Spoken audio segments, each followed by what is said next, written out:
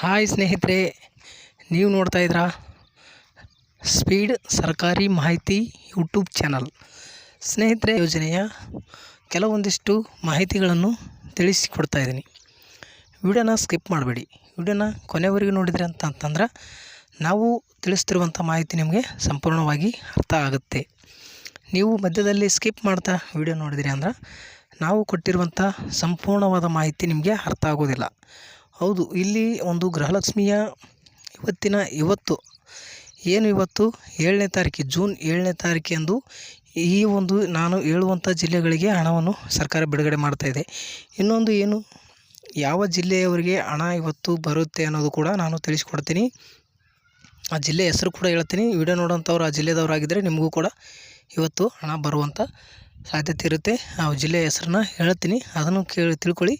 ಇನ್ನೊಂದು, ಈ ಒಂದು ಲೋಕಸಭಾ ಚುನಾವಣೆ ಮುಕ್ತಾಯವಾಯಿತು. ಕಾಂಗ್ರೆಸ್ ಸರ್ಕಾರ ಅಧಿಕಾರಕ್ಕೆ ಬರಲಿಲ್ಲ. ಹೀಗಾಗಿ ಗೃಹಲಕ್ಷ್ಮಿ ಯೋಜನೆ ಹಣವನ್ನು ಇನ್ನು ಮುಂದೆ ಹಾಕೋದಿಲ್ಲ ಅನ್ನೋದು ಮಾಹಿತಿ ಕೂಡ ನೀವು ಕೇಳಿದಿರಿ. ಸೋಷಿಯಲ್ ಮೀಡಿಯಾದಲ್ಲಿ ಕೂಡ ತುಂಬ ಜನರು ನಿಮಗೆ ವಿಡಿಯೋ ಮಾಡಿ ತಿಳಿಸ್ಕೊಟ್ಟಿದ್ದರು ಅದ್ರ ಬಗ್ಗೆ. ಇಲ್ಲಿ ಲೋಕಸಭಾ ಚುನಾವಣೆ ಮತ್ತು ಇಲ್ಲೇನು ವಿಧಾನಸಭಾ ಚುನಾವಣೆ ಇದಕ್ಕೆ ಸಂಬಂಧ ಇಲ್ಲ. ಇಲ್ಲಿ ಒಂದು ರಾಜ್ಯ ಸರ್ಕಾರ ಹೇಳಿರುವಂಥದ್ದು ಅಥವಾ ಕಾಂಗ್ರೆಸ್ ಸರ್ಕಾರ ಹೇಳಿರುವಂಥದ್ದು ವಿಧಾನಸಭೆಯಲ್ಲಿ ವಿಧಾನಸಭಾ ಚುನಾವಣೆಯಲ್ಲೇ ಮಾತ್ರ ಹೇಳಿರುವಂಥದ್ದು. ಅದಕ್ಕೆ ಹೋಲಿಸುವಂಥ ಅವಶ್ಯಕತೆ ಇಲ್ಲ.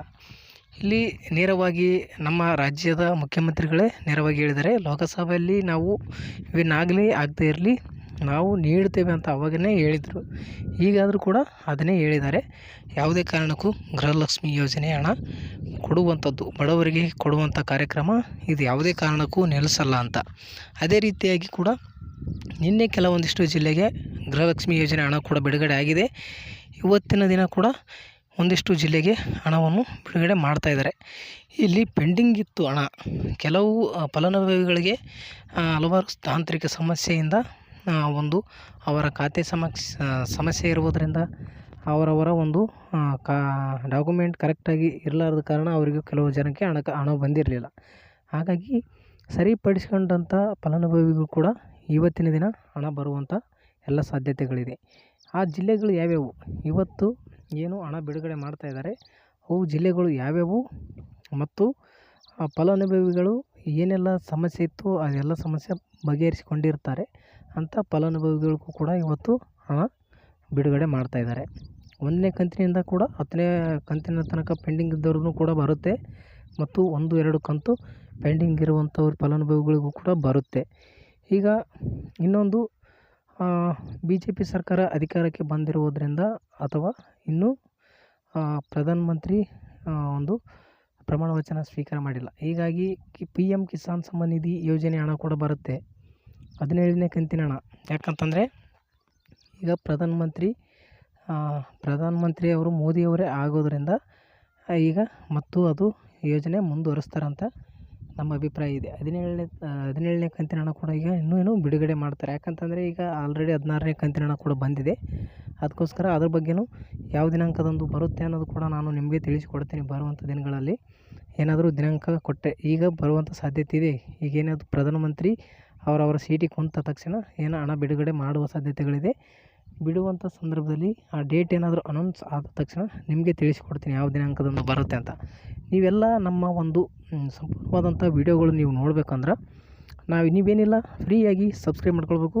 ಬಾಜು ಬರುವಂಥ ಬೆಲ್ ಐಕನ್ ಕ್ಲಿಕ್ ಮಾಡಿಕೊಂಡು ಹಾಲ್ ನೋಟಿಫಿಕೇಷನ್ ಅಂತ ನೀವೇನಾದರೂ ಸೆಲೆಕ್ಟ್ ಮಾಡಿದ್ರಿ ಅಂದರೆ ನಾವು ಹಾಕುವಂಥ ಪ್ರತಿಯೊಂದು ವಿಡಿಯೋಗಳು ನಿಮಗೆ ನೋಟಿಫಿಕೇಷನ್ ಮುಖಾಂತರ ಬರುತ್ತೆ. ಆಗ ನಾವು ಹಾಕುವಂಥ ವಿಡಿಯೋಗಳು ನೀವು ನೋಡಿ ಒಂದು ಮಾಹಿತಿ ತಿಳ್ಕೊಳ್ಬೋದು. ಸ್ನೇಹಿತರೆ, ಬನ್ನಿ ಇವತ್ತು ಗೃಹಲಕ್ಷ್ಮಿ ಯೋಜನೆಯ ಒಂದಿಷ್ಟು ಯಾವ ಜಿಲ್ಲೆಗೆ ಹಣ ಬಿಡುಗಡೆ ಆಗ್ತಾಯಿದೆ ಹೇಳ್ತಾ ಇದ್ದೀನಿ ನೋಡಿ. ಮೊದಲಿಗೆ ಯಾದಗಿರಿ ಆಗ್ತಾಯಿದೆ, ಬಾಗಲಕೋಟೆ, ಬೀದರ್, ಕಲಬುರಗಿ, ರಾಯಚೂರು, ತುಮಕೂರು, ಬಳ್ಳಾರಿ, ಕೊಪ್ಪಳ, ದಾವಣಗೆರೆ ಮತ್ತು ಚಿಕ್ಕಮಗಳೂರು ಮತ್ತು ಬೆಂಗಳೂರು ಗ್ರಾಮಾಂತರ ಇಷ್ಟು ಜಿಲ್ಲೆಯವರೆಗೆ ಇವತ್ತು ಒಂದು ರಾಜ್ಯ ಸರ್ಕಾರದಿಂದ. ಇನ್ನು ಕೆಲವು ಜಿಲ್ಲೆಗಳು ಶಿವಮೊಗ್ಗ ಕೂಡ ಬರ್ತಾಯಿದೆ ಮತ್ತು ಚಿಕ್ಕೋಡಿ, ಬೆಳಗಾವಿ ಇಷ್ಟು ಜಿಲ್ಲೆಗಳಿಗೆ ಇವತ್ತು ಹಣ ಬಿಡುಗಡೆ ಮಾಡ್ತಾಯಿದ್ದಾರೆ. ಈ ಜಿಲ್ಲೆಯಲ್ಲಿ ನಾನು ಹೇಳಿರುವಂಥ ಜಿಲ್ಲೆಗಳಲ್ಲಿ ನೀವೇನಾದರೂ ವಿಡಿಯೋ ನೋಡ್ತಾ ಇದ್ದರೆ ನಿಮಗೆ ಅಮೌಂಟ್ ಬಂದರೆ ನಮಗೆ ಕಮೆಂಟ್ ಮುಖಾಂತರ ತಿಳಿಸಿ, ನೋಡೋಣ ಎಷ್ಟು ಜನಕ್ಕೆ ಅಮೌಂಟ್ ಬರುತ್ತೆ ಅಂತ. ಇಲ್ಲಿ ಬಂದ ತಕ್ಷಣ ನೀವು ನಮ್ಮ ಒಂದು ಸಬ್ಸ್ಕ್ರೈಬರ್ ಆಗಿದ್ದರೆ ನೀವು ಕೂಡ ನಿಮ್ಗೆ ಹಣ ಬಂದಂಥ ಮಾಹಿತಿ ನಮಗೆ ತಿಳಿಸಿಕೊಡಿ. ನಮಗೂ ಕೂಡ ಒಂದು ವಿಡಿಯೋ ಮಾಡಿದ್ದಕ್ಕೆ ಸಾರ್ಥಕ ಆಗುತ್ತೆ ಅಂತ ಅಂದ್ಕೊಂಡಿದ್ದೀನಿ. ಯಾಕಂತಂದರೆ ನಾವು ಒಂದು ವಿಡಿಯೋ ಮಾಡಬೇಕಾದ್ರೆ ಅದ್ರ ಬಗ್ಗೆ ಸಂಪೂರ್ಣವಾದಂಥ ಮಾಹಿತಿ ತಿಳ್ಕೊಂಡು ವಿಡಿಯೋ ಮಾಡಬೇಕಾಗುತ್ತೆ. ಸುಮ್ಮನೆ ಸಾರ್ವಜನಿಕರಿಗೆ ಯಾವುದೋ ಒಂದು ಮಾಹಿತಿ ತಿಳಿಸಿ ಅನಾವಶ್ಯಕವಾಗಿ ಸಮಯ ವ್ಯರ್ಥ ಆಗೋದು ಬೇಡ ಅನ್ನೋ ಉದ್ದೇಶದಿಂದ ನಾನು ಇಲ್ಲಿ ನಿಮಗೆ ಮಾಹಿತಿ ತಿಳಿಸ್ತಿರುವಂಥದ್ದು. ಸಬ್ಸ್ಕ್ರೈಬ್ ಮಾಡ್ಕೊಳ್ಳಿ ಅಂತ ಹೇಳ್ತಾ ಇದ್ದೀನಿ. ಬಾಜು ಬರುವಂಥ ಬೆಲ್ ಐಕನ್ ಕ್ಲಿಕ್ ಮಾಡಿ ಆಲ್ ನೋಟಿಫಿಕೇಷನ್ ಅಂತ ಸೆಲೆಕ್ಟ್ ಮಾಡ್ಕೊಳ್ಳಿ ಸ್ನೇಹಿತರೆ. Thank you.